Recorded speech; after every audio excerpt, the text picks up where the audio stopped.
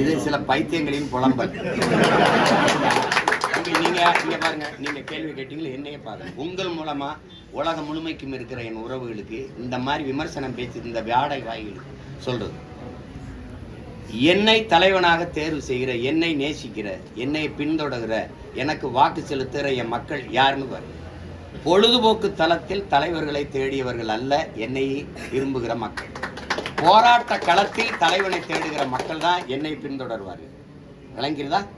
காத்தடிக்கிற திசையெல்லாம் பறக்கிற பதர்கள் எனக்கு வாக்கு செலுத்த மாட்டாங்க. புயலே அடித்தாலும் நகராத அதே இடத்துல இருக்க தூய நெல்மணிகள் எதுவோ அவங்க தான் எனக்கு வாக்கு செலுத்துவாங்க.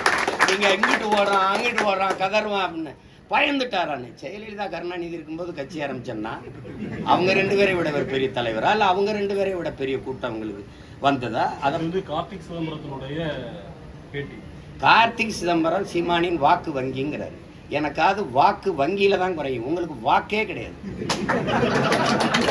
இப்ப ஐயா கார்த்திக் சிதம்பரம் நானும் ஒரே ஊரு, நீங்களும் நானும் போட்டிடுறது, கூட்டணி இருக்கக்கூடாது. நானும் கூட்டணி வைக்கல, நான் எப்போ வைக்க மாட்டேன். நம்ம 2 பேர் யார் ஜெயிக்கிறான்னு பார்ப்போம். ஆனால் காசு கொடுக்கூடாது ஓட்டு.